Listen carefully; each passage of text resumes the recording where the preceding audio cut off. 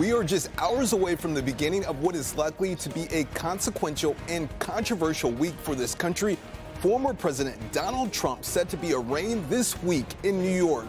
New York City will be the scene for something this country has never seen before: a former president standing before a judge being arraigned on criminal charges. Thanks for joining us. I'm Will Jones. And I'm Pamela Osborne. Donald Trump is expected to voluntarily surrender and appear in court Tuesday. He faces more than 30 counts related to business fraud in an indictment brought by a Manhattan grand jury. This stems from an alleged hush money cover-up payment involving adult film star Stormy Daniels prior to the 2016 presidential election. Victor Williams joins us live with more tonight. Victor. Yeah, Pam and Will, this is gearing up to be a very long week for President Trump as he's getting ready to start this new chapter of facing the legal system.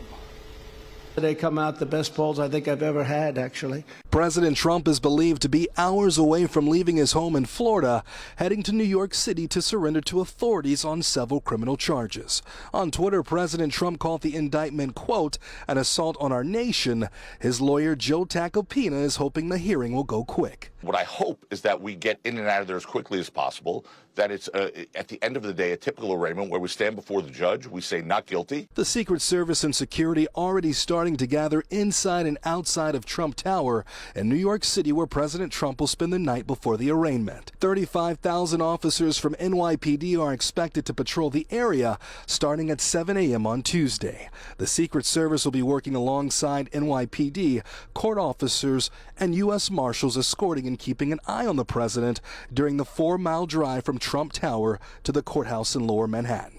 He's gearing up for a battle.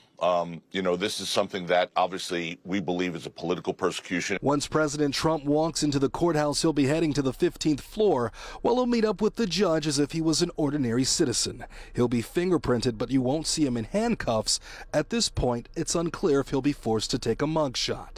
Even this early, Trump's former Attorney General Bill Barr is advising the former president not to take the stand at the trial that will eventually take place. I think it's a particularly bad idea for Trump because he lacks all self-control. President Trump has said he is not going to stay silent about any of this. We know that he's scheduled to make public remarks at his private club on Tuesday, shortly after the arraignment hearing takes place. Backers are already arriving outside to show their support. Well-known Republican and former Arkansas Governor Asa Hutchinson says because of all the controversy, it's probably best for President Trump to end his campaign for a second run in the White House come 2024. Instead, he believes he's the man for the job himself as a Republican alternate. If we're looking at the presidency and the future of our country, then we don't need that distraction, and he needs to be able to concentrate on the legal issues that he faces. And everyone will be watching this one closely as it's something we have never seen before. Victor Williams, Local 4. All right, Victor, thank you.